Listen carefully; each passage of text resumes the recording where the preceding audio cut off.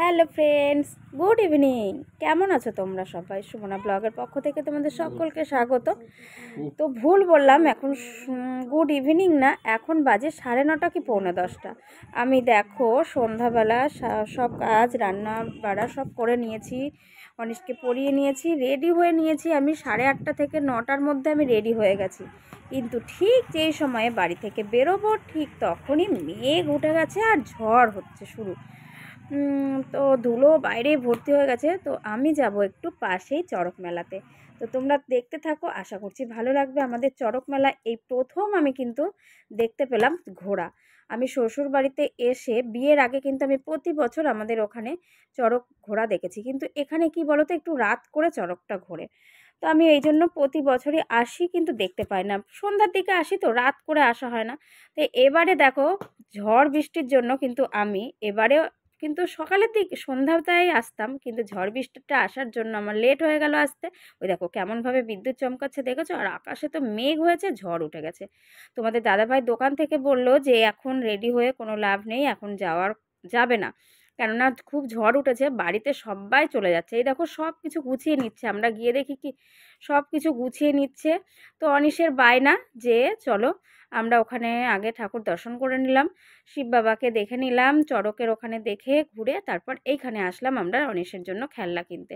অনিশের বায়না দেখছো কেমনভাবে ঝড় উঠেছে, তোমরা বুঝতেই পারছো। সবাই কিন্তু মেলার যে দোকানগুলো বসেছে সব গুছিয়ে নিচ্ছে। আর বললাম না এই প্রথম আমি চড়ক ঘোড়া দেখলাম, তোমাদেরকেও শেয়ার করলাম, যেটা আমি এই 10 বছরে প্রথম দেখলাম বিয়ের পর। বিয়ের আগে কিন্তু আমি প্রতি বছর দেখেছি, একবার হলেও আমি ঘোড়াটাকে দেখতে পেয়েছি। দেখো গাছপালাগুলো কিভাবে নড়ছে, ঝড় উঠেছে। আমরা কিন্তু বেশিক্ষণ সময় থাকবো না, হেঁটেই চলে আসলাম। দেখলে পাশেই আমাদের 5টা কি 6টা বাড়ির পরেই কিন্তু মেলাটা হয়। প্রতি বছরই কিন্তু আমরা সন্ধ্যাবেলা যাই, সেই জন্য দেখতে পাই না। আর তারপর এই দেখো ঘোড়াটা দেখা হয়ে গেল, চলো।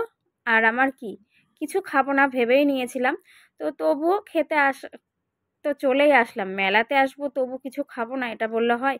তো ফুচকা খেতে চলে আসলাম, আমি আর অনিশ ফুচকা খেলাম, তোমাদের দাদাভাই খায়নি ফুচকা। তারপর যাব বাড়ির দিকে। আর তোমাদের দাদাভাই ফুচকা খেলো না, ও কিন্তু খেলো কি বলো তো, এই দেখো গজা। রাজা খায় গজা, তাই না বলো? তো সেটা তো জানোই তোমরা।